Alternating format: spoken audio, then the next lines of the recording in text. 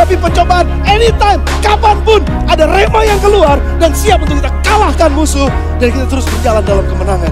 Jangan simpan pedang saudara, jangan simpan terang saudara, tapi jalanlah, hiduplah dengan terang dan pedang yang ada di tangan saudara. Dan itu adalah the living word.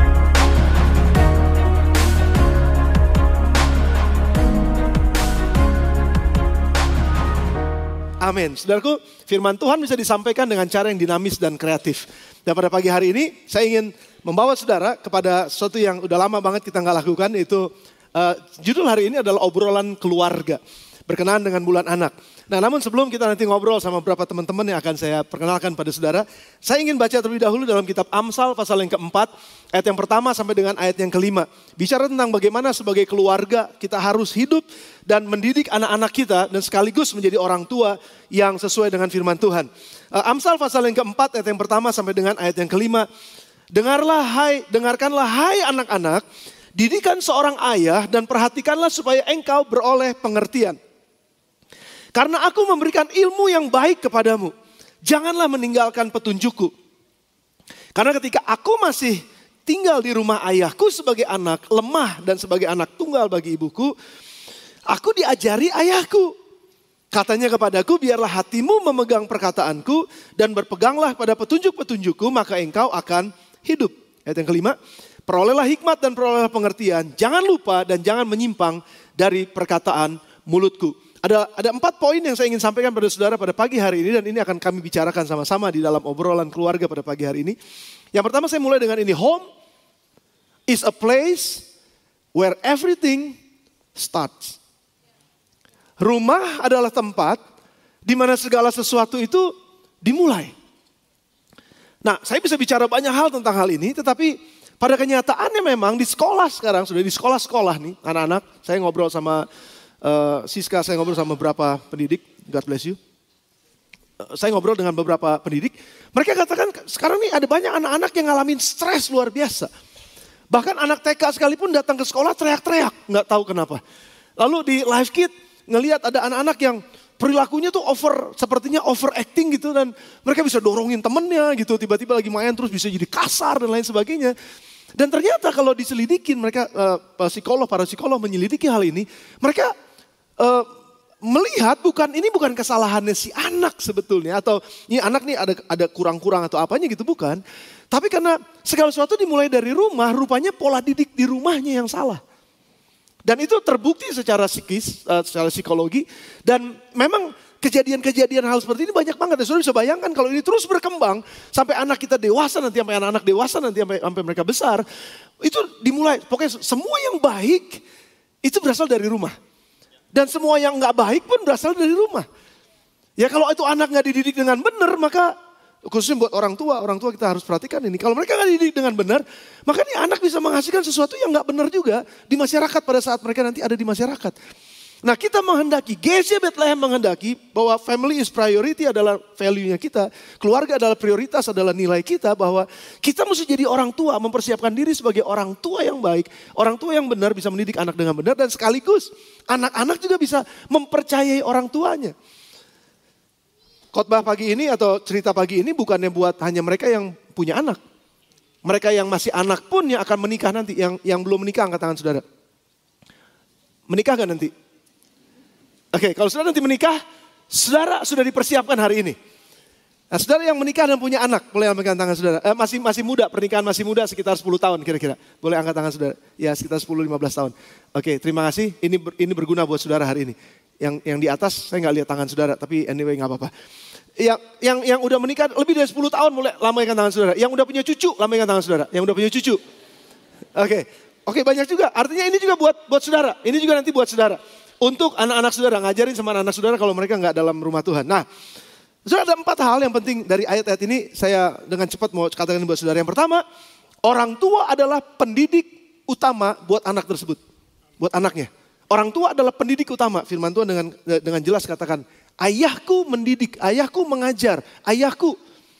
Jadi orang tua dalam hal ini harus menjadi pendidik. Kita nggak boleh menyerahkan pendidikan bilang begini, sama guru sekolah minggu aja. Atau enggak, nanti sama di sekolah kan lu udah gue sekolahin lu gitu. Jadi biar guru-guru di sekolah yang didik. No. Pendidikan pertama harus dari rumah. Terima kasih Iren buat aminnya, terima kasih Anin buat aminnya. Pendidikan pertama harus dari rumah. Karena itu firman Tuhan. Dan ini yang paling benar saudara. Yang kedua, orang tua harus belajar sehingga memiliki ilmu yang baik. Kalau enggak orang tua enggak punya ilmu yang bisa dibagikan sama anaknya. Makanya tadi dikatakan di situ peroleh pengertian, jangan lupa karena diajarkan ilmu yang baik. Nah ini memang harus menjadi nilai kita sama-sama saudara. Mari kita sebagai orang tua juga belajar. Yang belum menikah, belajar nggak jadi masalah. Belajar untuk bagaimana saya bisa menjadi parents yang baik. Bagaimana saya bisa menjadi suami yang baik, istri yang baik. Walaupun belum menikah. Nggak apa-apa belajar dari sekarang. Kuatin dasarnya. Lalu yang ketiga saudara. Pendidikan dimulai dari rumah. Ayat yang ketiga saya mau kita baca ini. Ayat yang ketiga. Karena ketika aku masih tinggal di rumah ayahku. Ketika aku masih tinggal di rumah ayahku sebagai anak lemah. Kalau anak itu udah kuat dia bisa berdiri sendiri, dia udah bisa kerja sendiri, dia udah bisa ngerjain semua sendiri. Itu kayaknya udah terlambat untuk ngedidik nanti. Jangan sampai terlambat kita ngedidik anak mumpung dia masih di rumah, masih kecil dan masih lemah. Masih depend on the parents, masih bergantung kepada orang tua mereka. Ketergantungannya masih ada. Di situ saat-saat mendidik anak yang tepat menurut firman Tuhan. Dan bagaimana caranya supaya anak-anak mempercayai orang tuanya, ayat yang keempat dan kelima. Sehingga pengajaran itu akan masuk mula-mula ke hati mereka, lalu masuk ke kepala mereka. Hati ada hubungan satu dengan yang lain, dengan orang tua. Mereka percaya orang tuanya ngajar yang benar, mereka percaya dan taruh dalam hati mereka. Dan sampai ke kepala mereka, mereka ingat pengajaran itu sampai mereka tua nanti. Ini penting banget saudara, dan kita mau ngobrolin hal seperti ini bersama dengan teman-teman saya yang ada di belakang. Nah, sekarang saya masuk sama mereka. Ada orang-orang yang luar biasa di sini. Yang pertama saya mau kenalin dulu Siska, saudara. Francisca namanya. Saya nggak perlu bahas ini lebih panjang, tapi dia masih jomblo dan available. Dan dia adalah seorang psikolog khusus di sekolah anak atau di sekolah, jadi konselor di sekolah maksud saya di dunia pendidikan. Dia kerja di dunia pendidikan di sekolah, salah satu sekolah. Dan dia juga adalah seorang penari tamborin kalau saudara lihat. Dia juga konselor, mentor buat anak-anak tamborin, semua penari, semua ada di bawah dia saudara, di gereja ini. Boleh kita tepuk tangan buat dia, dia orang yang hebat, luar biasa. Dan yang kedua saudara, pasangan suami istri yang saya kenal dari kecil, yang saya kenal ya dari udah lama banget, Suli dan Ping Ping. Mereka ketemu di gereja, jadi suami istri juga diberkati di gereja. Jadi berbahagialah mereka yang ada di gereja karena mereka akan menemukan jodohnya di gereja. Jadi mereka ketemu jodohnya di gereja. Mereka Suli dan Ping Ping punya 2 orang anak, di atas sudah bisa lihat namanya Nathan dan juga Nick, atau sudah lihat usianya di sana, usia remaja, pengusaha, tapi mereka juga cinta Tuhan dan mereka juga melayani Tuhan dalam life. Yang berikutnya yang baju putih ini anak muda cemerlang saudara. Namanya Yosua, masih single dan available. Tapi nggak boleh ditemuin sama ini cici ya soalnya ya. Single dan available, ada di atas keluarganya, itu papanya Pak Andi, mamanya Ibu Lilis atau Cinanan yang bisa dikenal. Lalu ada adiknya namanya Johan, saat ini sudah mulai kerja. Tapi dia juga aktif di dalam live youth di gereja kita. Jadi salah satu pemimpin juga di gereja kita. Dan yang terakhir Miss Iren, saya juga senang banget karena dia bisa bersama-sama dengan kita. Dia saat ini sebagai kadep atau kepala departemen, salah satu kepala departemen di Sekolah Tunas Harapan, khususnya di bidang kurikulum, dan sekaligus juga sebagai wakil dari guru-guru Life Kid yang ada di bawah, dan dia juga salah satu pengurus di sana. Jadi semua adalah orang-orang yang kompeten kalau menurut saya untuk saya ajakin ngobrol pada pagi hari ini tentang apa yang saya bahas dari Amsal 4 tadi. Sudah siap untuk sesuatu yang baik? Mari sama-sama kita mulai. Yang pertama, saya mau ngobrol dulu sama, is it okay saya duduk? Oke lah pasti, nggak usah dijawab. Baik, saya ingin tanya dulu kepada Suli sama Ping Ping nih. Sebagai orang tua kan kalian juga ngerti firman Tuhan bahwa kalian punya peranan yang sangat penting dalam rumah untuk mendidik anak gitu.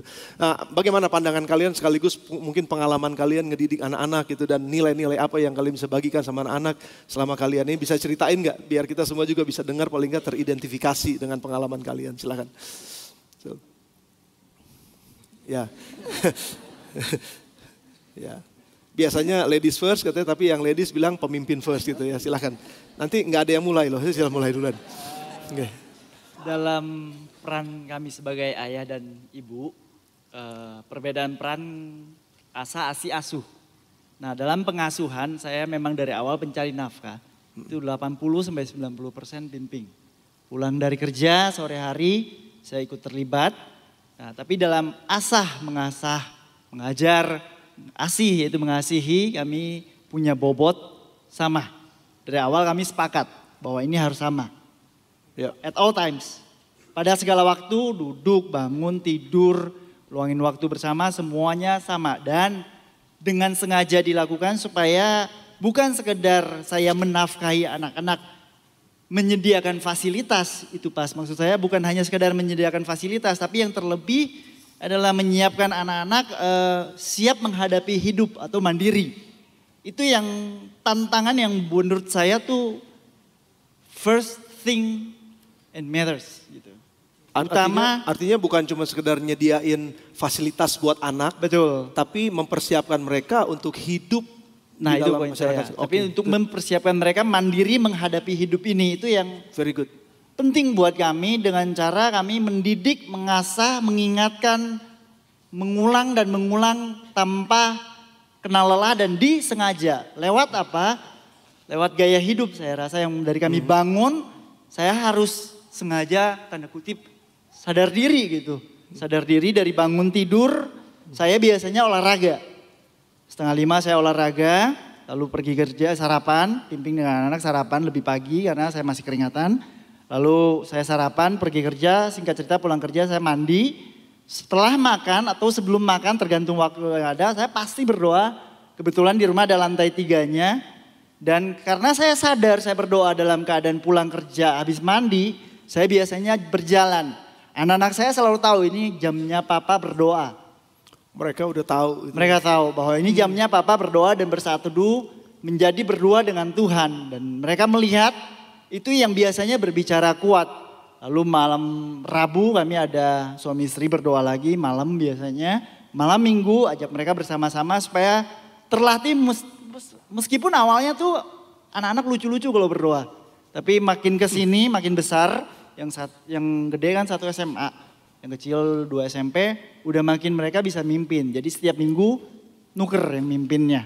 Tapi yang saya mau bilang adalah bahwa mereka melihat ada satu kejadian ketika hari Minggu saya harus bolos gereja satu keluarga. Untuk satu acara yang sangat penting. Ya. Lalu makan pagi bersama si Koko dengan Dede tuh ngebahas gitu. Si Koko, Dede menyeletuk gitu. Kok menurut saya si papa berdosa deh. Terus si Koko kan maksud lu dek gitu kan. Maksud lu dek si papa gak ke gereja nih. Gitu. Jadi bukan sekolah aja yang bolos ya, gereja juga bisa bolos. Ya, karena itu sekali lagi acaranya nggak bisa dihindari. Jadi saya biasanya diem. Saya tidak pernah menyela kalau anak-anak lagi bangun obrolan. Karena saya pikir lebih baik mendengarkan dulu gitu daripada segera menjudge mereka. Yeah. Nah si Koko bilang nggak bisa begitu deh. Lu nggak bisa bilang kalau papa itu bolos terus ajak kita bolos lagi gitu. Terus dia berdosa gitu. Dengan ramai dia bahas. Terus dia bilang begini, kalau mau nilai nilai dari sehari-hari dong. Papa itu berdoa, papa itu berdoanya gak pernah tidur. Gitu. Maksud saya kan saya berdoa, saya sadar bahwa saya dalam keadaan sudah capek, saya harus berjalan supaya benar-benar serius gitu. Benar-benar do something tuh serius. Jadi itu yang saya tarik gitu bahwa mereka memberi teladan hidup supaya mereka siap menghadapi hidup. Mereka lihat teladan. Bukan cuma ngomong, tapi mereka lihat tindakan. That's very good. Ving, kira-kira ada tambahan? Sama ya, jadi kalau yang tadi peran, saya juga membantu Suli di toko hari-hari dok, pastor cuman seminggu 3 kali kurang lebih minimal aku ke toko. Tapi komit aku adalah sejak aku udah gak ngajar, aku fokus buat anak-anak. Suli minta aku lebih fokus buat anak-anak. Aku selalu standby di rumah sebelum anak-anak pulang sekolah gitu. Jadi anak-anak pulang sekolah biasanya aku dari kecil ngajarin anak-anak. Mereka gak aku lesin sama sekali karena aku memang komit dulu aku ngelesin. Aku mau tantangannya adalah bisa ngajar anak sendiri. Wow, jadi aku full sama anak-anak ngajarin mereka. Tapi untuk bagi peran juga tadi Suli bilang juga ngajar anak-anak. Untuk bahasa Inggris sama Mandarin aku bilang lari ke papa karena papa lebih jago untuk itu. Jadi itu pembagian kami kalau untuk ngajar anak-anak. Lalu selebihnya peran untuk kami bagi peran anak-anak lebih banyak sama aku udah pasti karena aku pagi nganter sekolah nemenin mereka karena kami cuma rindu anak-anak menjadikan kami itu sahabat gitu loh. Jadi dekat sama anak-anak itu kerinduan kami. Very good, very good. Saya lemparin ke Iren sekarang nih. Ren, kalau dari sekolah yang kamu lihat ya, sama dari Life Kid gitu. Seberapa besar sih kontribusi papa sama mama itu terhadap pendidikan anak di sekolah, dan apa harapan kira-kira gitu dari pihak sekolah, dari guru-guru di sekolah, dan juga sekaligus dari Life Kid ya terhadap pengembangan pendidikan anak gitu, karena orang tua yang terlibat aktif secara sengaja terlibat dalam mendidik anak di rumah gitu. Silakan. Kalau dikuantifikasi seberapa besar agak sulit ya, kita cuma bisa bilang sangat teramat besar gitu ya.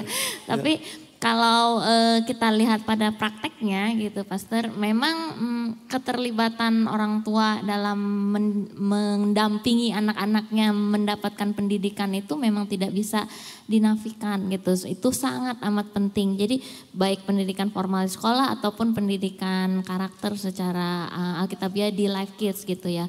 Kalau kita lihat pada kenyataannya, pada prakteknya, memang mungkin belum semaksimal yang kita bisa harapkan gitu dari pihak sekolah atau pihak Life Kids. Tapi kita juga mengerti bahwa orang tua juga punya keterbatasan sendiri dengan sekarang banyaknya moms yang bekerja, dengan ya dua-duanya harus bekerja gitu segala macam. Tapi saya pikir memang kepedulian orang tua kepada anak itu nggak bisa cuma sekedar dikomunikasikan gitu ya. Jadi harus benar-benar ditunjukkan, dibuktikan. Tadi kan seperti ada teladan seperti itu. Jadi kalau misalkan contohnya kalau di sekolah kita tuh biasanya ada parenting. Di Life Kids aja sekarang ada parenting. 2 tahun terakhir ini kita ada parents meeting dengan orang tua. Mungkin kalau ada orang tua yang bilang, ya kayaknya isinya mah gitu-gitu aja gitu. Maksudnya mengulang program segala macam. Memang sih mungkin ada item yang sama, tapi pasti ada beberapa hal yang berbeda juga. Cuman waktu orang tua datang itu mengkomunikasikan kepada anaknya bahwa pendidikan anaknya itu matters gitu. Dan mereka mau involve di sana. Dan di Life Kids juga. Dan ini juga mengkomunikasikan pada sekolah, kepada pendidik juga bahwa kami orang tua ready loh bekerja sama dengan pihak sekolah atau Life Kids gitu, bahwa kita tuh mau loh di tahun ajaran ini kita mau sama-sama jadi partner untuk membangun kehidupan anak-anak, pendidikan anak-anak dalam tahun ini. Dan kalau misalkan kita lihat lebih jauh lagi di sekolah pada prakteknya, kalau di Tunas Harapan kami ada yang namanya program one on one, yang pertemuan orang tua khusus dengan masing-masing orang tua dengan guru gitu. Dan ada satu sesi di mana anak nanti akan persiapkan satu presentasi untuk orang tuanya lihat apa yang dia pelajari dan untuk diapresiasi gitu, seperti itu. Dan puji Tuhan responnya sudah cukup bagus. Jadi bahkan orang tua, kan biasanya mama-mama nih yang kalau parenting gitu ya. Sekarang papa-papa juga udah mulai banyak yang datang. Hidup papa-papa. Dan cuman kalau masalahnya kalau pas student meeting yang one on one itu, kalau sampai memang ada sih pada kenyataannya ada orang tua juga yang nggak bisa datang akhirnya pada acara itu dan tidak bisa digantikan lagi waktunya. Kita lihat anaknya kasihan juga gitu. Dia udah siapkan yang terbaik, dia udah bikin media, tapi orang tuanya nggak datang, sedih juga itu pasti anaknya gitu. Jadi kelihatan banget bahwa kurang, maksudnya anaknya merasa kurang, ya kok ini nggak jadi prioritas buat orang tua saya gitu. Nah, itu kan tertanam dalam hati anak-anak.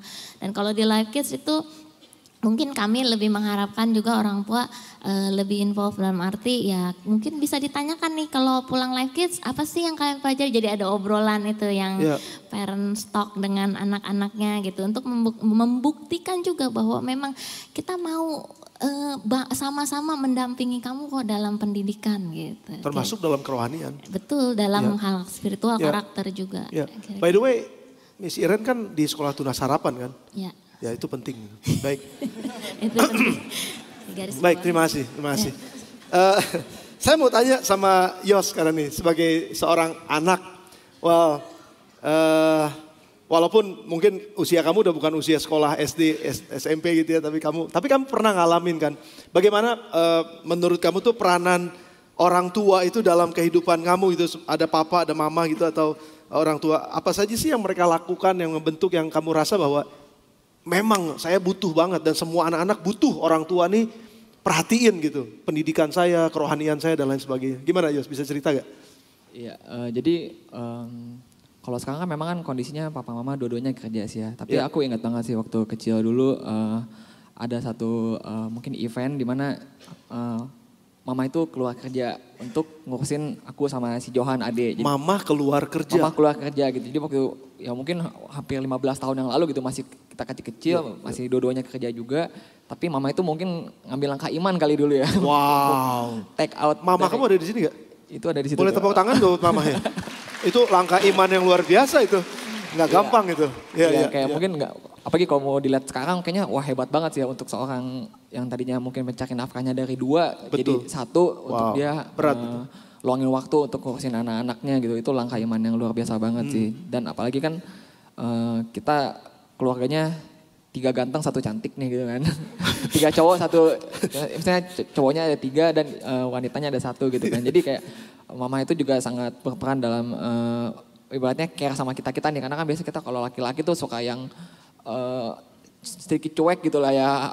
Hal-hal simpel sih kadang naruh anduk sembarangan atau hal-hal yang misalnya sakit minum obat apa. Tapi itu dengan adanya kehadiran mama itu juga sangat care sama kita gitu. Jadi kita yang cowok-cowok kalaupun lagi ada hal-hal yang kayaknya hal yang detail yang susah kalau kita misalnya nyari obat gimana itu pasti ada si mama lah gitu yang bantuin gitu cari.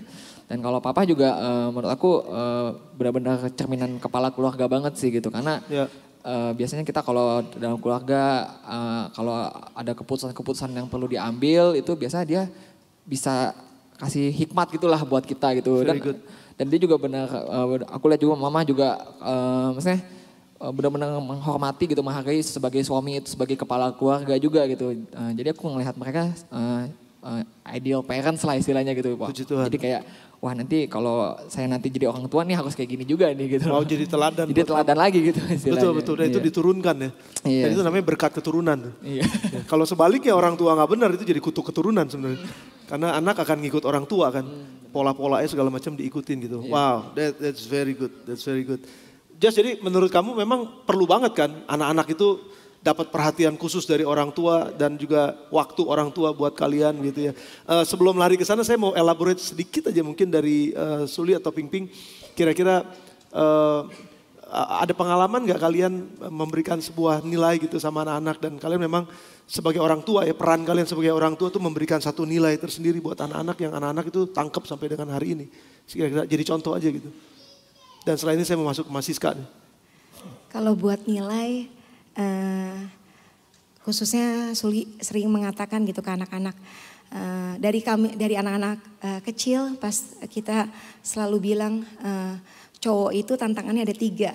Harta, tahta sama wanita. 3 tak? Iya 3 tak. Itu selalu Suli bagikan itu sampai mereka beranjak dewasa sampai hari ini. Kalau saya pribadi saya cuma mengingatkan, pokoknya kalau ada dosa, Koko Dede harus lari. Khususnya sih saya lebih menekankan dosa seks gitu. Jadi saya walaupun anak-anak masih kecil, saya selalu bilang, kok Dek, Tuhan itu bakal kasih pasangan hidup yang terbaik. Dan kami cuma berharap bahwa kami sudah jadi memberikan teladan gitu loh. Kami bilang pacaran itu untuk apa. Jadi singkat cerita namanya anak-anak ya pas jadi... Anak sekarang itu SD aja udah suka-suka naksir-naksiran. SMP lebih lagi. Ada jadi, yang tersinggung ya. Jadi sampai ada case gitu lalu saya bersyukur anak saya itu mau terbuka. Jadi dia lebih terbuka lalu sampai satu saat saya bilang mesti gimana nih caranya. Lalu aku ada ngobrolin juga sama sepupunya yang dekat sama dia. Lalu aku ajak dia ngobrol. Pertama dia udah ceritanya ke sepupunya karena lebih cerita sama Cici itu lebih enak cina. Lalu aku bilang Tuhan gimana caranya, aku ngomong ke Suli kaget juga kan. Lalu aku ambil waktu ke kamar, kok mama boleh ngobrol gak? Nah aku cuma ngucap syukur itu benar-benar yang kayak itu ngeflow banget. Malam itu aku ingat banget sampai malam ngobrol. Intinya aku sampai gak pernah dia nangis sama aku. Wow. Nathan nangis benar-benar kayak dia ceritain aku gak pernah ngeliat dia nangis. Jadi aku ngerasa kayak mama yang ngerasa beban banget gitu loh. Terus aku bilang terus keluarin aja kok. Terus aku ceritain, aku bagi kehidupan aku bilang kok mama sama papa pernah laluin masa tunas remaja, masa sekolah gitu. Disukai sama orang gimana. Lalu saya sengaja memasukkan nilai-nilai firman Tuhan di situ. Wow. Cuman mau bilang bahwa pacaran itu adalah masa pranikah. Itu yang kita ingatkan anak-anak pacaran tuh masa pranikah. Kami cuma mau kalian benar-benar kalau ngelihat handphone, ada teman-teman, karena waktu itu aku ingat banget SD kelas 6 itu ada case aku dipanggil sama guru, anak-anak lagi merebak dapat postingan cewek cowok bugil, terus pokoknya yang enggak banget gitu untuk sekolah. Aku dipanggil ke ruang guru karena kebetulan aku sebagai room mother, lalu suruh sampaikan itu ke orang tua anak-anak yang terlibat. Jadi di situ aku cuma bilang kalau untuk dosa seks seperti ini, kalau ada kamu ada gambaran, pokoknya porno apa hal tertentu, drugs, Suli sama aku udah komit, kita ajarin mereka untuk lari. Itu nilai yang kami berikan dari mereka kecil. Bahwa itu aja sih Pas. Itu mereka dapetin dari orang tuanya, bukan dari orang lain gitu kan. Dan orang tuanya udah hidupin itu duluan. Buat Siska nih, dari sisi psikologi, jenis pola asuh. Ini kan pengasuh anak-anak nih, ngajarin anak, didik anak. Pola asuh apa sih yang perlu kita tahu gitu dari dunia pendidikannya yang memang itu juga dekat sama Alkitab gitu. Silakan Sis. Oke, jadi memang ada 4 jenis pola asuh. Boleh Koko ditayangkan? Ada 4 jenis pola asuh. Yang pertama itu adalah otoritarian. Because I said so. Jadi intinya adalah pokoknya yang papa mama omongkan atau ucapkan itu yang harus kalian lakukan gitu. Jadi contoh-contohnya misalnya orang tuanya itu strict, terus kurang hangat, tidak ada koneksi secara emosional, terus kurang bisa fleksibel dan yang lainnya gitu. Berikutnya adalah otoritatif. Itu lebih ke yuk kita bicarakan, kita bisa diskusikan. Jadi memang akan ada komunikasi yang terbuka pastor antara anak dengan orang tua. Lalu juga orang tua itu lebih responsif. Ada standar yang jelas tapi bukan berarti anaknya dibebaskan gitu. Terus juga akan ada disiplin tapi dengan arahan. Jadi bukan yang jatuhnya galak gitu. Berikutnya ada yang permisif. Kalau permisif lebih ke kamu bosnya di rumah. Jadi terserah kamu mau ngapain. Itu bisa jadi karena orang tuanya itu sebenarnya menghindari konflik atau konfrontasi dengan anak. Lalu memang orang tuanya nggak mau kasih peraturan yang banyak. Kadang ini ibu-ibu yang sangat lemah lembut atau sangat sabar banget pastor gitu. Jadi ibunya yang jadi kalah sama anaknya gitu. Ini juga bisa dikategorikan yang permisif. Ada berikutnya juga yang uninvolved. Uninvolved ini lebih benar-benar ke orang tuanya udah sebodo amat, udah cuek banget gitu. Saya udah lepaskan, sekarang kamu atur sendiri gitu. Jadi memang akhirnya nanti kelihatan bahwa anaknya ditelantarkan, kurangnya kasih sayang, gak ada waktu dan sebagainya gitu. 4 jenis pola asuh ini penerapannya tentu tergantung konteksnya gitu. Mungkin aja ada combine atau mix. Ini tergantung dengan misalnya nilai-nilai apa yang mau dibagikan oleh orang tua. Contohnya tadi yang Kosuli dan Cipingping, nilai yang tadi harta, tahta, dan wanita. Itu kan adalah sesuatu yang pasti, otomatis itu mungkin lebih ke yang otoritarian gitu. Jadi karena papa mama ingin yang terbaik buat kamu lebih baik mendengarkan kami gitu. Tapi bukan tidak mungkin akan ada combine, akan ada kombinasi. Itu yang pertama tentang nilai apa, situasi seperti apa. Yang kedua tergantung juga dari umur anaknya. Kalau misalnya kita bebaskan anak dari usia kecil, kita pakai yang permisif atau yang otoritatif juga nggak mungkin. Jadi nilai, umur, dan berikutnya adalah harus diingat beda anak, beda karakter, tentu beda gayanya pastor. Gitu. Jadi saya bertiga aja, kakak adik karakternya beda-beda. Jadi pasti ayah ibu saya itu menyesuaikan dengan kami gitu. Jadi itu yang perlu dipahami. Yang lainnya adalah ada 4K. Jadi tips untuk para orang tua untuk pola asuh itu adalah pertama kerjasama antara ayah dan ibu. Kerjasama juga bisa dilihat dari figur otoritas. Harapan anak atau ekspektasi anak harus sama. Jangan sampai anak merasa oh yang berkuasa di rumah ini adalah papa saya. Mama mah enggak, kita enggak perlu dengerin mama.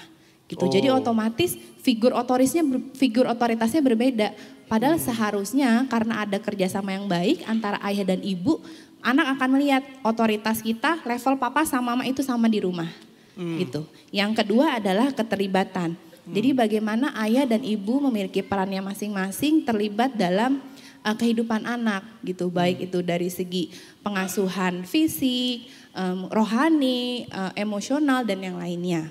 Yang ketiga adalah konsistensi. Ini yang kadang orang tua suka lupa. Jadi udah baik kontennya, nilai-nilainya sudah baik yang mau disampaikan atau yang mau diajarkan.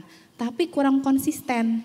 Jadi misalnya, awalnya misalnya mau bangun apa ya, kita akan ada WPDA setiap hari Sabtu misalnya gitu. Papa dan mama awal konsisten, tapi lama-lama mamanya, aduh mama capek nih, gak jadi deh, udah ya kita tunda aja minggu depan. Nah jadi karena kurang konsisten, apapun itu yang mau diajarkan ke anak, anak juga akan jadi berpikir, kalau mama bilang gak usah, ya udah ngapain kita lakuin. Nah otomatis pembentukan perilakunya pun tidak akan optimal. Nggak kebentuk secara ya ajak gitu ya Pastor. Gitu. Yang terakhir adalah adanya komunikasi otomatis antara ayah dan ibu. Nilai-nilai apa yang mau dibagikan harus didiskusikan dulu. Terus udah gitu komunikasi antara orang tua dengan anak juga Pastor. Very good, very good. Nah sekarang kalau saya balik sama Suli sama Ping Ping nih. Bentuk pola asuh apa yang kalian biasa lakukan di rumah? Apakah otoritatif, ataukah permisif, atau apa kira-kira? Ada yang bisa diceritain? Kalau untuk awal-awal dari anak-anak masih kecil, ya itu authoritarian kami praktekkan. Karena apa? Kami banyak peluk, kami banyak cium, itu dalam pengertian kedekatan secara hubungan. Lantas kami selalu menganggap bahwa anak kecil itu kertas putih. Itu tinggal digarisin seperti apa, dibentuk dari awal. Nah papa saya selalu 1-2 kali dia ngomong, dia pernah bilang, Dek anak kecil itu bagai bambu yang baru ditanam. Kalau mau dibentuk, mumpung masih kecil, mumpung masih di rumah. Itu betul. Dalam pengertian childhood. Kalau makin gede ke sini kami pakai mix antara delegasi, apa boleh dibahas, demokrasi. Nah itu kami mix seperti itu. Nah dari kecil untuk hal-hal yang Pimping bilang harta, wanita dan tahta, kekudusan dan kejujuran itu selalu kami kasih tahu baik-baik. Kami kasih tahu, kami bilang ini nggak boleh. Jelas Alkitab bilang ini lari. Jadi mereka clear dari kecil bahwa ini lari.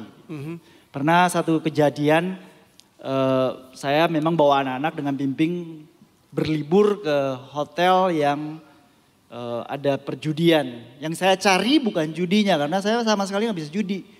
Dan itu bagian dari harta kan? Nggak bisa apa nggak mau? Dua-duanya. Nggak bisa dan nggak mau gitu. Dan dari kira-kira Nathan masih sekitar 1 SD bahkan TK. Dia udah ngerti, maksudnya tahu arti taruhan. Dia mulai nanya, saya bilang nggak bisa. Kamu nggak pernah akan menang. Taruhan. Ya taruhan, bandar selalu menang, saya selalu begitu dengan simpelnya, bandar selalu menang gitu. Jadi don't try it, yang sesuatu yang kamu tahu exactly itu salah, ngapain kamu coba? Nah singkat cerita waktu saya bawa ke hotel yang cukup fancy menurut saya, terus saya juga bawa rupiahnya agak banyak, jadi saya perlu didolarkan gitu. Nah saya orang dagang, jadi otak saya muter, gue perlu kurs murah nih, oh tempat judi murah di bawah. Tempat judi lebih murah. Oh iya. Kok tahu Su? Supplier banyak kasih tahu kalau itu murah gitu kan. Jadi saya turun. Begitu saya mau turun, setelah doa berkat ke Nathan dan Dominic. Sebelum tidur maksudnya? Sebelum tidur. Jadi saya agak rapi. Dia lihat, "Pah mau kemana?" Ke bawah. Ngapain? Gitu. Mau tuker dolar. Gitu. "Pah," dia pakai bahasa Inggris, "remember. Don't you ever try it," gitu. Karena saya ngomong ke dia dulu. Truly waktu di poin itu saya ngerasa berhasil jadi orang tua. Very good. Karena dibalikin. Nah kalau kayak contoh kasus kedua pemakaian gawai kami anak udah semakin gede. Dulu gawai ini bahasa yang baru buat saya sebenarnya. Gadget itu apa sih? Handphone kan? Handphone. Pokoknya handphone, mainan yang tab gitu ya. Tab, nah. Itu gawai namanya. Nah waktu kecil kami 20 menit, istirahat 10 menit, itu sehari nggak lebih dari 40 menit. Semakin besar kami cuma memberi pengertian, dahulu kan hal utama. Bahwa pulang sekolah kamu perlu istirahat, kenapa kami kasih alasannya, jelasin, setelah itu kami kasih tahu alasannya seperti apa, lalu mereka sendiri bisa putusin bahwa oke semua beres, saya pakai gadget. Oh, jadi memang nggak boleh ya gitu, nggak nggak otoritatif begitu, tapi dikasih demokrasi buat... Karena sudah masuk ABG. Dulu lagi kecil 20 menit main, 10 menit istirahat, 20 menit kali 2. Waktu di 4 SD ya saya. Ya 4 SD, di bawah 4 SD. Wow. Itu memang kalian dengan sengaja ya? Gitu ya. Dan gede demokrasi. Dan mereka mau ikut ya? Digarisin. Ya, karena mereka masih kecil.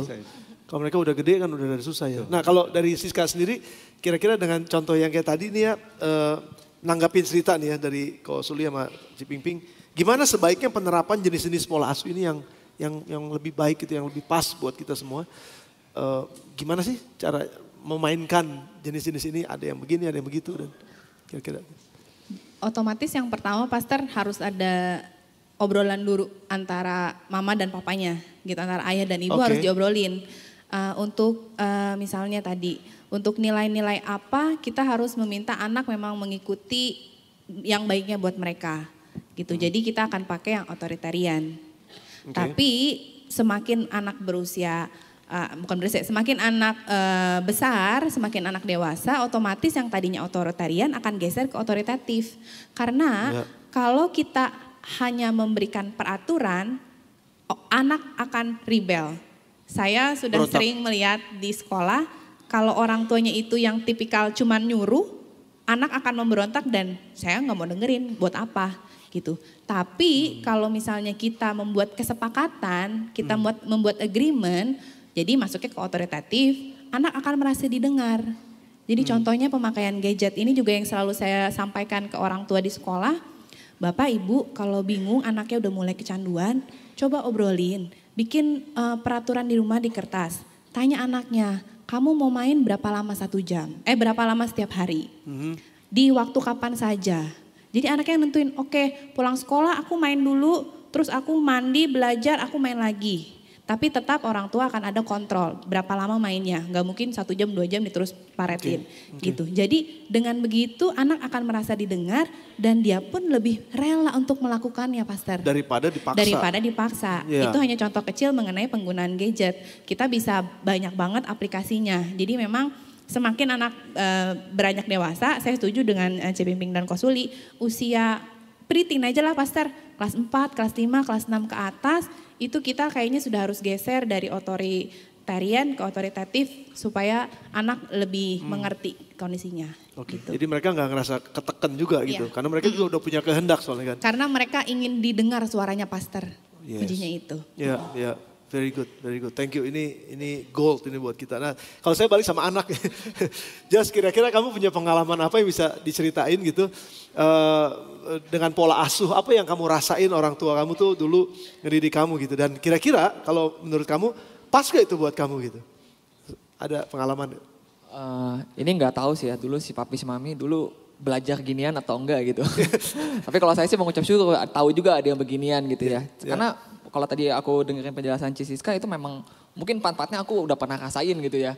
Iya, waktu kecil dulu, mungkin dulu emang gak ada gadget kali ya, zaman dulu mah PS atau Game Boy gitu, itu sering sticknya disita atau main komputer kabelnya dicabut gitu kan. Ya, mungkin itu hal-hal yang dulu kita waktu kecil tuh gak ngerti gitu ya, kayak ngapain sih kan pengen main, capek sekolah terus pengen belajar, tapi kok mungkin disita lagi PS-nya, karena suka ngumpet-ngumpet ngambil karena udah tahu gitu lah bandel. Tapi ya dari 4 ini kalau dari aku sebagai anak yang mungkin pernah rasain sih, 4 ini tuh nggak pernah secara langsung orang tuh ngomong gitu, nggak pernah kayak nih papi ini lagi otoriter nih atau mami ini lagi kasih kesempatan buat ngobrol gitu. Tapi jadi sekarang ini, jadi sampai sekarang ini tuh bisa ada karena mereka tuh kayaknya mengajarkannya tuh apa bilang ya, dalam alam bawah sadar kali ya. Jadi lewat tindakan, lewat mungkin ada konflik-konflik keluarga. Di situ mereka menerapkan mungkin 4 hal yang tadi ini gitu, yang kita sebagai anak gak ngerti gitu. Ini apaan sih, kenapa gak boleh atau kenapa sih. Ada yang kalau aku paling ingat banget tuh yang aku rasa kayak tadi kan ada yang opsi yang let's talk about it gitu ya. Yang itu yang paling membekas sih buat aku. Jadi kayak ada momen apalagi tuh lagi di masa remaja gitu kan, mau memutuskan untuk misalnya ngambil jurusan IPA atau IPS atau kuliah itu konsultasi kan sama orang tua gitu, kayak gimana nih bagusnya ngambil IPA atau IPS, terus nanti kuliahnya ngambil kemana gitu. Ngobrol-ngobrol tapi ujung-ujungnya tuh disuruh pilih sendiri gitu.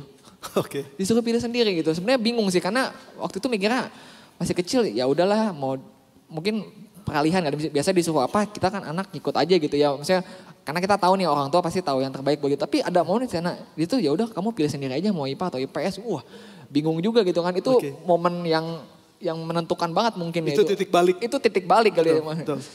Momen-momen yang kayak gitu tuh yang akhirnya wah belajar mengambil keputusan sendiri ya akhirnya makin sering. Very good. Itu sih jadi ya pasti 4 pola asuh itu mungkin udah apa aku rasain dan itu membentuk aku jadi seperti apa. Jadi ya udah merasakan cocok lah asuhan. Very good. Kalau dari sekolah Ren sama mungkin di Life Kit gitu kira-kira gimana pola asuh itu dan aplikasinya gitu kalau di sekolah dan sekaligus mungkin dalam konteks usia kali ya. Nanti Iren mungkin bisa jelasin sedikit dari sisi pendidik di sekolah sekaligus di Life Kit. Kalau dari pola asuh ini agak unik ya di sekolah karena pola asuh itu kan sebenarnya pertama tadi ditentukan oleh orang tua gitu, kesepakatan di rumah yang which is sekolah atau Life Kids tidak punya jalur ke sana, akses ke sana gitu. Tapi uniknya nanti waktu mereka berhubungan dengan pihak sekolah atau Life Kids gitu, itu harus ada kata kuncinya sepakat. Mereka berdua harus sepakat dulu. Dan mereka harus juga sepakat dengan sekolah dan Life Kids gitu karena kalau enggak memang jadi ada kejadian lucu-lucu aneh-aneh juga gitu.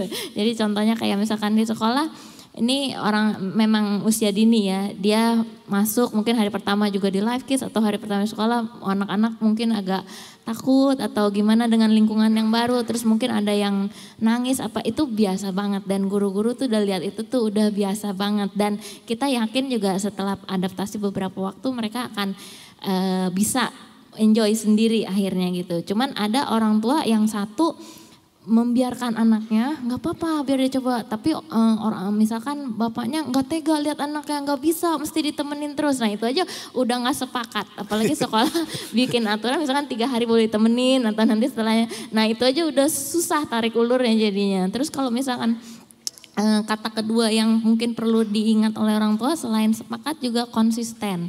Jadi nggak kelap-kelip gitu loh. Kalau misalkan hari ini kita mau tepat waktu, tapi nanti besok-besok orang tuanya kesiangan, nganterinnya kesiangan, tidak konsisten gitu untuk mengantarkan anaknya tepat waktu juga. Jadi anaknya juga belajar agak aneh ini gitu maksudnya sebentar masuk on time, sebentar telat gitu. Kalau di Life Kids mungkin dalam hal misalkan ya ada kami sangat mengapresiasi orang tua yang bisa mengantar, membangun disiplin ibadahnya secara rutin gitu. Karena anak-anak juga perlu dibangun dalam hal itu. Jadi ya mungkin ada case-case tertentu yang seperti Bro Zuli ceritakan dia harus pergi dan segala macam. Tapi anak-anak mengerti konteksnya bahwa mereka harus ibadah juga seperti orang tuanya pada hari Minggu. Dan kalau misalkan ibadah minggu ini datang, minggu depan terus orang tuanya nggak apa-apa deh kita pergi dulu. Tapi datang lagi minggu depan. Nah itu anak susah ngerti. Maksudnya apa sih yang jadi harusnya lainnya kemana, polanya gimana dan mereka juga jadi menganggap wah ini juga nggak terlalu matters gitu, nggak terlalu penting gitu.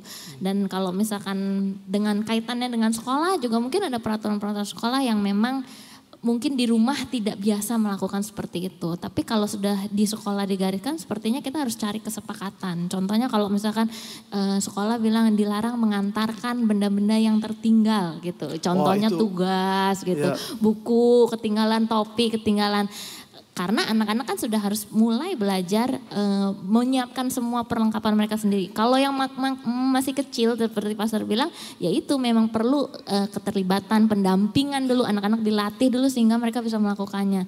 Karena kalau enggak, kayak orang tua nggak setuju, nggak bisa, anak saya mah memang pelupa, dia mah gini, banyak alasan segala macam. Pada akhirnya sampai mereka SMA pun nggak akan bisa mandiri, betul seperti itu. Jadi memang ada hal-hal yang perlu disepakati secara internal dari orang tua sendiri, tapi juga mereka harus sepakat dengan pendidik yang ada di sekolah maupun di Life Kids juga gitu.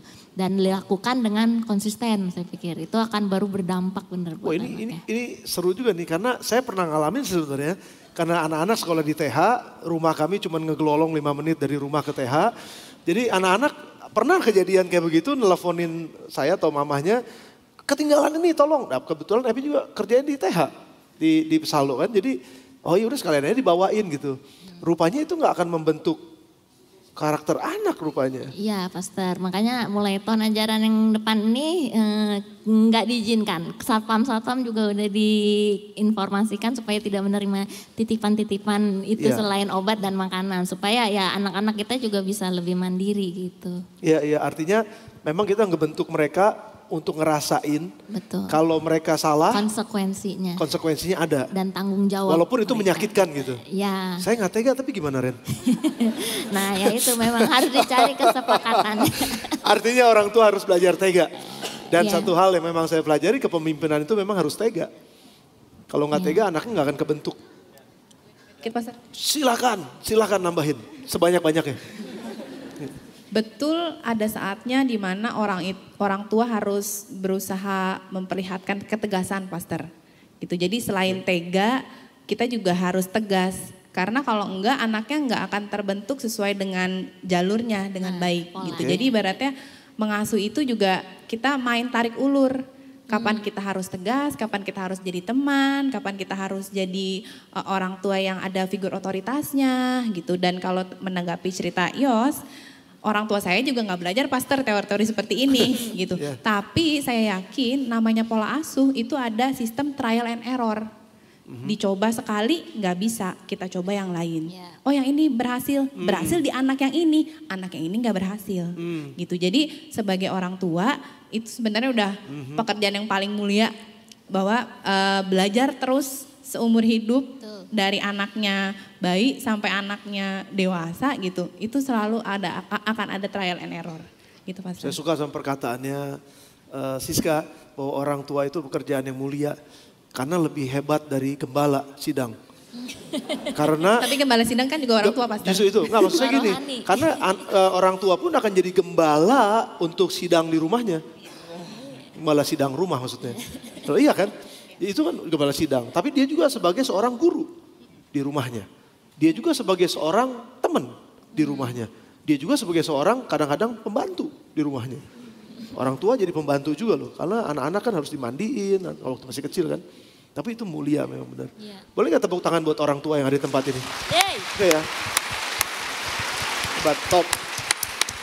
Dan oke, kita masih ada waktu sekitar 28 menit kalau menurut waktu saya. Kira-kira nih, balik lagi sama Suli sama Ping Ping. 28 menit, 15 menit. Sama Ping Ping, kan kalian komunikasi kan sama anak ya. Dan kalian membangun dengan sengaja tuh hubungan. Dan itu memang diharapkan supaya ada rasa trust atau percaya gitu. Nah gimana sih menurut kalian rasa percaya dari kalian kepada anak-anak? Anak-anak nih, saya berikan rasa percaya saya buat kalian gitu. Kalian bisa dipercaya, kalau dipercayain ini kalian pasti bisa bertanggung jawab.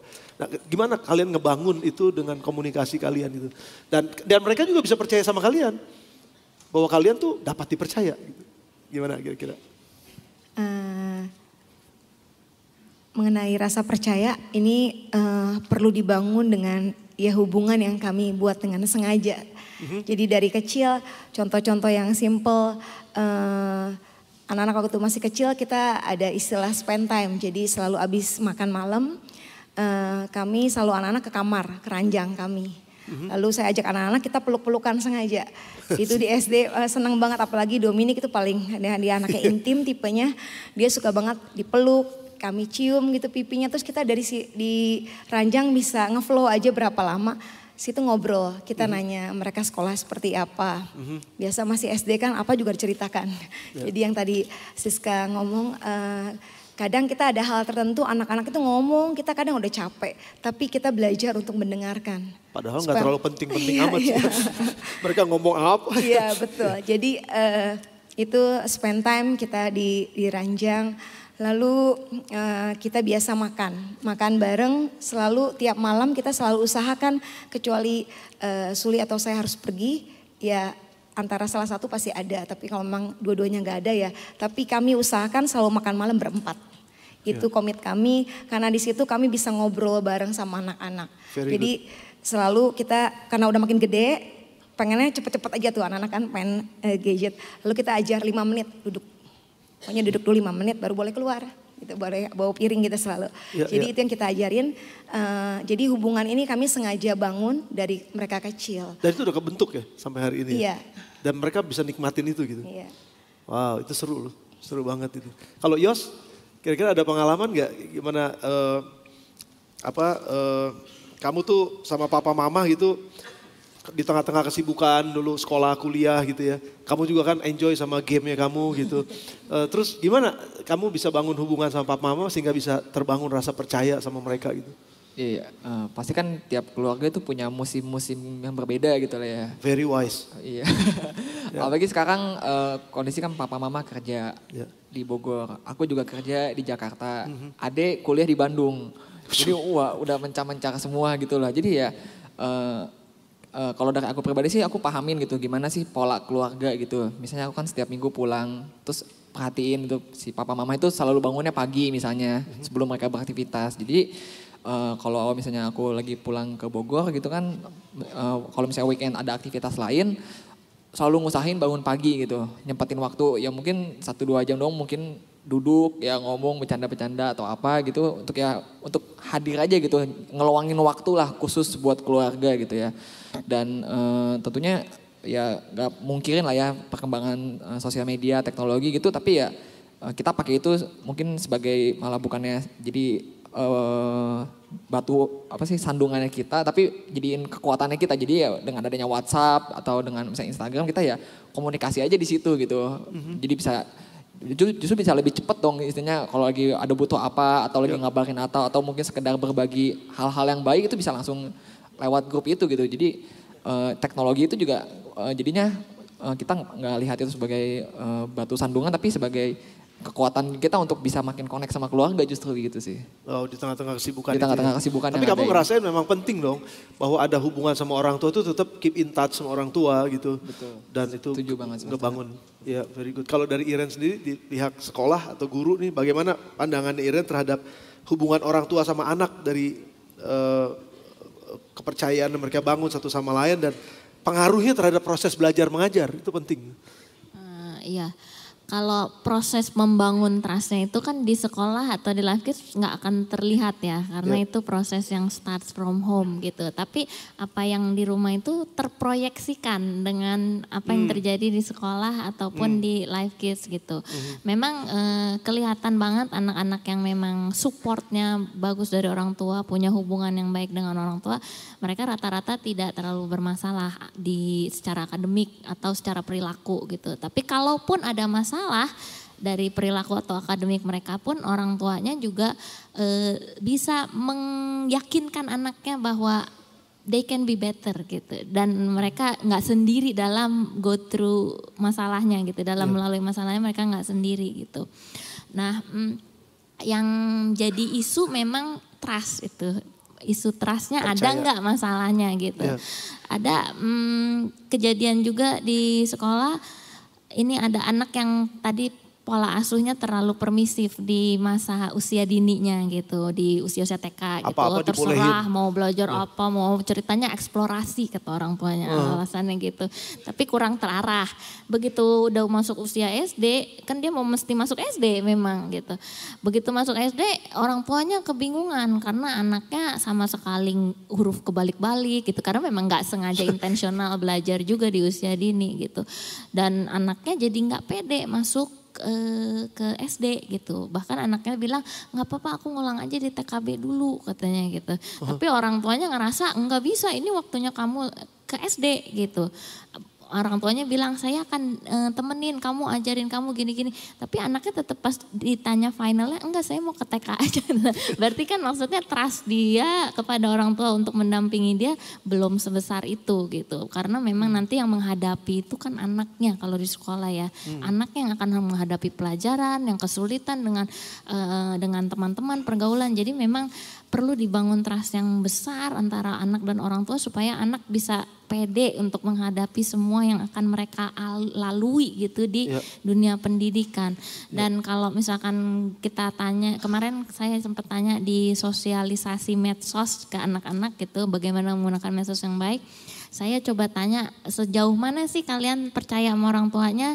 Saya tanyanya dengan sejauh mana kalian mau bagi password handphone atau medsos kalian sama orang tua gitu ya. Ada sih yang jawab, iya nggak apa-apa, emang kita mah nggak ada yang disembunyiin, oke-oke aja tahu kok. Aku juga malah tahu password mama juga gini-gini. Ada yang cerita begitu. Tapi ada juga yang yang jadi masalah bukan anak yang nggak tahu password papa mamanya. Mamanya nggak tahu. Suami nggak tahu password istrinya. Itu yang repot tuh. Atau istri nggak tahu password suami. Itu topik yang berbeda, Pastor. Harus di sort out sendiri. Nah, lalu anak yang bilang enggak saya nggak mau share, kan saya jadi curious juga ya kenapa gitu, problemnya di mana gitu. Ada yang sih yang cerita, iya soalnya waktu itu saya pernah pengalaman share atau mama connect dengan saya gitu, tapi mama sempat stalkingnya terus aneh-aneh, nanyanya ini itu terlalu interrogatif, terus malah mungkin komen sesuatu yang bikin aib buat anaknya gitu, mengupload sesuatu yang katanya foto saya yang lagi gembil-gembil masih kecil gitu, jadi teman-teman saya lihat gitu. Ya akhirnya mereka nggak mau share, dan bahkan anak-anak sekarang mereka cenderung bikin double account. Jadi ini satu account ya, kalau ada mama-mama yang belum tahu harus tahu ya. Biasanya mereka punya akun normalnya yang terkoneksi dengan orang tua dan relatif, saudara. Tapi ada juga biasanya akun yang lain yang Anda tidak akan tahu apa yang terjadi di sana gitu. Iya, betul. Tapi itu bukti juga, dan yang kalau yang agak parahnya malah kasusnya itu lebih ke yang bisa jadi melanggar tatib gitu, karena memang dia ini nggak percaya mamahnya, orang tuanya gitu mungkin bisa menerima dia apa adanya kekurangannya. Jadi waktu dia dapat nilai jelek, dia takut banget. Ya either dia palsukan tanda tangan orang tuanya karena kan ulangan bisa minta tanda tangan, atau malah dia ganti nilainya supaya nggak dimarahin gitu. Tapi kan maksudnya berarti dia nggak percaya orang tuanya bisa terima apa adanya. Maksudnya nggak bisa terima kekurangan dia. Mungkin ya memang karena waktu dikasih dulunya pengalamannya dikasih terus orang tuanya langsung bertanduk gitu. Kenapa kamu dapat jelek? Nggak ditanyain dulu masalahmu apa. Atau kita orang tua juga kadang mungkin kurang evaluasi, dalam arti karena saya juga sebagai orang tua ditanyain dulu nggak, maksudnya kamu belajarnya gimana, atau malah kita nggak pernah nanya pada diri sendiri, kita ngedampingin nggak waktu dia ini, kita tahu nggak kesulitan dia apa, tapi udah langsung mencak-mencak gitu sama dia. Ya itu juga yang kalau di sekolah umumnya. Kalau di Life Kids kemarin sih sempat Civera kan ajak anak-anak camp ya yang usia 4, 5, 6 tuh, kelas 4, 5, 6. Nah mereka kan udah mulai pritin ya istilahnya ya, mereka udah mulai belajar mandiri, udah mulai menyiapkan beberapa hal sendiri gitu. Nah ini kemarin di camp ditanyain siapa yang beresin bajunya sendiri gitu. Oh, ada yang jawab ya tapi dikit. Ternyata banyak yang masih enggak gitu. Maksudnya jadi pas ditanyain kenapa enggak beresin sendiri. Maksudnya ada yang dibantuin, ada beberapa yang dibantuin. Tapi banyak kan masih yang diberesin sama mama gitu. Terus ditanyain kenapa? Ya itu habis kata mama nanti aku suka pelupa, aku nggak ada yang ketinggalan, aku nggak ini, aku nggak itu gitu. Jadi mereka pasrah dengan apa yang dibawakan mamanya gitu. Suka nggak suka harus dipakai di camp itu. Tapi saya pikir ya ini trust ini perlu di-build gitu, nggak langsung memang bisa diberikan, tapi harus bertahap secara konteks dan usia memang secara sengaja harus dibangun dulu oleh orang tua dan bangun anak kepercayaan secara dua arah gitu. Itu juga komunikasi, spend time, waktu sama-sama tadi Ping bilang spending time. Kalau dari Siska kira-kira dari sisi psikologi gimana sih orang tua bisa turut atau membangun trust dengan anaknya gitu dan membangun hubungan dan lain sebagainya dari sisi psikologi? Seperti yang tadi sudah di-sharingkan, memang trust itu akan tercipta atau terbentuk karena ada hubungan. Nah, namanya hubungan itu kan dua arah ya, Pastor, gitu. Jadi ayah ibu juga harus berusaha untuk menghargai dan membangun hubungan dengan anaknya, begitu pula dengan anaknya gitu. Anak juga harus ada usaha nih untuk dekat sama mama, mau cerita sama mama, sama papa gitu. Sebenarnya yang saya suka gini, raising our children is raising ourselves. Jadi sebelum kita membangun atau mendidik anak kita juga harus bisa membangun diri kita sendiri, Pastor. Gitu. Saya ibaratkan setiap anak itu ada tangki cintanya. Nah, handphone punya baterai, anak juga punya baterai, anak punya tangki cinta. Jadi kalau handphone itu harus di-charge setiap hari, anak pun harus di-charge setiap hari. Gak bisa papanya akan bilang, kita mainnya seminggu sekali aja ya gitu. Kita ketemuannya sebulan sekali aja. otomatis. Itu kemungkinan karena orang tuanya nggak dicas. Bisa juga Pastor. Ya, jadi dia nggak bisa ngecas anaknya kan? Bisa juga, ya. Atau mungkin orang tuanya belum tahu caranya seperti apa gitu. Nah jadi kalau ada anak yang kenapa-napa atau misalnya tanda kutip anaknya rewel, baik itu di sekolah, punya masalah dengan teman dan sebagainya, coba orang tua cek lagi tangki cintanya. Apakah tangki cintanya lagi full atau setengah full atau sudah kosong? Gitu. Tangki cinta ini ada 5 jenis. Yang pertama adalah sentuhan fisik. Bagaimana orang tua memberikan pelukan, ciuman dan sebagainya. Berikutnya juga adalah hadiah gitu. Untuk hadiah pun orang tua harus ngecek apakah hadiah yang diberikan sesuai dengan kebutuhan anaknya. Jangan sampai orang tua bilang, "Papa udah kasih kamu handphone mahal nih." Anaknya bilang, "Saya nggak butuh." Bukan berarti papa kasih handphone mahal, saya tahu papa sayang sama saya. Gitu. Jadi cek lagi apa yang anak suka, apa yang anak inginkan. Apa tipe anak tersebut dalam menerima cinta? Dalam menerima cintanya, gitu. Jenis cintanya seperti apa. Ada juga waktu berkualitas. Emang anaknya senangnya diajak main gitu, kegiatan bersama, melakukan hobi bersama gitu. Tapi selain kualitas, tentu kuantitas juga penting. Jadi berkualitas iya, ada frekuensinya, ada jumlah aktivitasnya dan juga jenisnya. Orang tua juga harus kreatif mencari kegiatan apa yang bisa mereka engage dengan anaknya. Gitu. Berikutnya adalah bentuk pelayanan. Bentuk pelayanan bisa seperti ngantar jemput sekolah, bantuin bikin PR dan lain-lain. Yang terakhir adalah kata-kata pujian atau kata-kata penyemangat, Pastor. Gitu. Nah, jadi kalau bisa disimpulkan sebenarnya kunci dari hubungan dan orang tua itu saya sudah coba bikinkan siklusnya adalah ini. Kalau orang tua itu peka dengan keinginan anak, kemauan anak dan juga kekhawatiran anak. Ini yang kadang orang tua suka lupa bahwa anak itu kita harus tahu takutnya apa, lagi punya masalah apa, kekhawatirannya di mana gitu. Setelah mereka tahu, mereka harus coba mendengarkan dulu. Jadi orang tua jangan mikir ini sebenarnya nggak penting buat saya, buat apa anak saya ngomongin Pokemon mulu tiap hari gitu ya. Misalnya ya Pastor, tapi buat mereka Pokemon ini lagi penting gitu untuk didiskusikan, untuk dikeluarin, untuk diceritakan gitu. Jadi lebih baik kita mendengarkan dulu meskipun itu buat kita tidak penting. Berikutnya adalah komunikasi. Hal yang pertama yang harus dilakukan dalam komunikasi adalah tanya dulu perasaan mereka. How do you feel today? Bagaimana perasaan kamu hari ini atau bagaimana perasaan kamu ketika kamu menghadapi masalah ini gitu.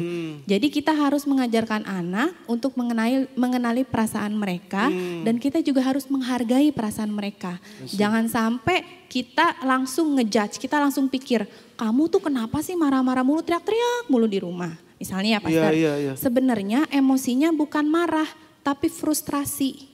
Tapi anak tidak tahu bahwa emosi saya tuh lagi frustrasi. Yang keluar adalah marah-marah gitu. Maka dari itu akan lebih baik sejak kecil, sejak dini anak diajarkan berbagai jenis feeling, berbagai jenis perasaan. Baik itu yang positif maupun yang negatif. Setelah itu kita baru setelah mendengarkan, kita bertanya, kita baru memberikan saran untuk mereka. Kita bisa menegur mereka tapi menegurnya pun menegur perilakunya. Bukan menegur anaknya as a whole human gitu. Jadi kalau misalnya anaknya tidak membuat PR, bukan berarti bilangnya kamu ini pemalas ya. Berarti orang tua sudah memberi label anaknya pemalas. Tapi akan lebih baik kalau kamu harus lebih rajin ya bikin PR-nya. Jadi kita menegur perilakunya. Bikin PR-nya harus lebih rajin, bukan karakternya. Gitu. Kalau maka dari itulah terakhir kita bisa berempati dengan kondisi anak. Oh, papa sedih kalau ini terjadi sama kamu. Itu kan salah satu bentuk empati. Papa senang kalau kamu dapat ranking 1. Itu juga salah satu bentuk empati. Seperti itu Pastor. Very good, very good. Ini waktu kita udah benar-benar hampir habis sedikit lagi. Tapi masih ada beberapa pertanyaan sih yang sebenarnya saya sangat enjoy dengan obrolan ini. Saya sangat suka. Apalagi kalau ntar ada yang bisa ngasih kopi sama kita di sini, kita bisa ngopi. Tapi saya nggak ada yang ngasih kopi, tapi nggak jadi masalah. Mungkin ada satu pesan atau mungkin ada satu harapan yang memang dari pihak guru atau sekolah atau life kit dari Iren mungkin yang bisa disampaikan pada orang tua yang mendengar pada hari ini, baik itu di sini ataupun maupun nanti di online atau di YouTube atau dimanapun, kira-kira apa yang Iren ingin sampaikan gitu? Ya Kalau dari sudut pandang pendidik, ya kami baik dari sekolah secara formal atau Life Kids, kami juga sama-sama belajar gitu. Kami juga belum menjadi seorang profil yang sempurna gitu untuk bisa menjadi pendidik gitu. Tapi kami belajar, kami mau belajar dan kami juga berharap kami bisa bermitra dengan orang tua gitu. Istilahnya menjadi partner sama orang tua, bekerja sama-sama untuk kebaikan anak-anak kita gitu. Jadi kata kuncinya itu adalah belajar, terus mau belajar dan bermitra gitu. Jadi walaupun mungkin kalau orang bilang di Jakarta tuh yang sekolah mahal segala macam, orang tua tuh di sana diperlakukan sebagai raja gitu. Jadi pokoknya kan klien ini. Jadi kita harus ngikutin kliennya gimana. Padahal itu tidak baik buat anaknya. Saya pikir itu kurang tepat gitu. Kita harus cari semua kesepakatan di mana ini yang akan menjadi terbaik buat kita, buat anak kita gitu. Karena kita adalah partner gitu. Jadi silakan kalau ada hal yang kurang pas gitu perlu disampaikan kepada guru atau pendidik di Life Kids gitu, guru leaders Life Kids, silahkan, kita terbuka, kita senang, malah kita jadi tahu apa yang harus diperbaiki gitu. Tapi juga jangan jadikan sekolah atau Life Kids itu sebagai tempat dalam tanda kutip penitipan anak, karena saya kerja, saya mau ibadah gitu, makanya saya sengaja titipin gitu. Tapi justru kita harus komunikasikan kepada anak purpose-nya, kenapa kamu sekolah, kenapa kamu Life Kids gitu, supaya ini jadi mitra kami di rumah itu orang tua untuk menjelaskan hal-hal yang seperti itu. Kalau dari Siska sendiri, kira-kira ada, bukan pesan terakhir ya, tapi kira-kira apa yang harapan yang kamu bisa sampaikan kepada orang tua untuk anak-anak? Mengingat bahwa anak-anak Bapak Ibu mungkin beda generasinya dengan Bapak Ibu gitu. Mungkin juga kakek nenek yang membantu mengasuh cucunya gitu. Sebagai orang tua akan lebih baik kalau kita mau terus mengupgrade diri kita supaya kita juga up to date dengan kondisi anaknya gitu. Kenapa? Karena kalau kita mencoba mengikuti atau mencari tahu apa anaknya lagi suka apa, gamesnya apa yang lagi diikutin gitu kan. Kita jadi ada bahan obrolan sebenarnya pastor dengan anaknya. Kadang orang tua, Bu, Ibu harus lebih banyak ngobrol, tapi Miss saya bingung ngobrolin apa. Malah balik nanya ke saya misalnya. Saya bilang, Ibu cari tahu anaknya sukanya apa di rumah, hobinya apa, teman-temannya siapa gitu. Jadi sebagai orang tua kita juga harus terus up to date dengan perkembangan zaman, dengan teknologi dan sebagainya. Sekarang sudah banyak sekali parenting online class, Instagram juga udah banyak video-video tentang parenting gitu. Jadi harus mau terus belajar dan juga harus terus up to date dengan kebutuhan anaknya gitu sih Pastor. Very good. Bapak Ibu boleh tepuk tangan buat mereka. Wow. Saya ingin menutup dengan Amsal pasal 4 tadi. Amsal pasal 4 ayat yang ke-6 sampai dengan ayatnya yang ke-13. Ini kesimpulan sebenarnya yang saya coba rangkumkan dari kitab Amsal pasal 4 yang kita bahas hari ini. Yang pertama ayat yang ke-6. Apa sih akibatnya kalau kita bisa mendidik anak-anak kita dengan jalannya Tuhan, dengan caranya Tuhan, dan dengan hal-hal yang terbaik yang kita bisa berikan buat mereka. Akibatnya terhadap anak-anak kita adalah ini, saudara. Ayat yang ke-6 dari Amsal pasal yang ke-4, dan saya mengundang pemain musik, pemimpin pujian dan semua singers untuk kembali maju ke depan. Yang pertama ayat yang ke-6 dibilang gini, janganlah meninggalkan hikmat itu, maka ini anak-anak kita, engkau, anak-anak kita, akan dipelihara oleh hikmat itu, dan akan dikasihi oleh hikmat itu, dan akan dijaga oleh hikmat itu. Kita gak bisa 24 jam jagain mereka, ngeliatin mereka, ngikutin mereka, gak bisa. Tapi hikmat Tuhan itulah yang kita ajarkan kepada mereka, nilai yang mereka terima hidup dalam hidup mereka, itu akan terus berjalan bersama dengan mereka, memelihara mereka. Sehingga Bapak Ibu gak perlu takut anak-anaknya ntar sekolah di luar negeri kah, anak-anaknya kerja kemana, aduh ntar anak gue gimana, gak usah takut karena hikmat itu yang menjagain mereka. Amin saudara. Lalu yang kedua ayat yang ke-8, ayat yang ke-8, junjunglah ia, ini buat anak-anak juga, maka engkau akan ditinggikannya. Engkau akan dijadikan terhormat apabila engkau memeluknya. Anak-anak kita akan ditinggikan dan akan menjadi terhormat. Kalau mereka pegang hikmat ini dan punya nilai ini. Dan ayat yang ke-9, mereka akan menjadi pemenang karena hikmat itu akan mengenakan karangan bunga yang indah di kepala anak-anak kita. Dan mahkota yang indah akan dikaruniakan kepada mereka. Hikmat itu akan membuat mereka jadi orang terhormat. Akan membuat mereka jadi para pemenang. Dan ayat yang ke-10 yang gak kalah penting juga adalah, dengarkanlah dan terimalah perkataanku supaya tahun hidupmu jadi banyak alias panjang umur. anak-anak kita panjang umur. Haleluya, ayat yang 11 dan 12. Dan ini juga yang paling hebat kalau menurut saya. Aku mengajarkan jalan hikmat kepadamu. Aku, hikmat itu akan memimpin engkau di jalan yang lurus. Jalan mereka akan lurus. Gak akan belok-belok kemana-mana. Jalan mereka akan lurus. Dan bila engkau berjalan, langkahmu gak akan terhambat. Gak akan ada yang menghambat anak-anak kita untuk mencapai masa depan mereka. Dan bila engkau berlari, engkau tidak akan tersandung. Anak kita gak akan jatuh di tempat yang gak seharusnya mereka jatuh. Sudah diberkati? Wow, powerful, powerful. Mari tundukkan kepala saudara sebentar. Boleh beri tepuk tangan sekali lagi buat teman-teman yang sudah menolong kita semua. Singers, main pujian akan naikkan satu pujian sebelum kita berdoa. Mari kita nyanyikan lagu ini satu dan setelah itu kita akan datang pada Tuhan dalam doa kita. Saya persilahkan. Ku mau mengenalmu, berjalan dekatmu, Bapa yang baik di setiap waktu.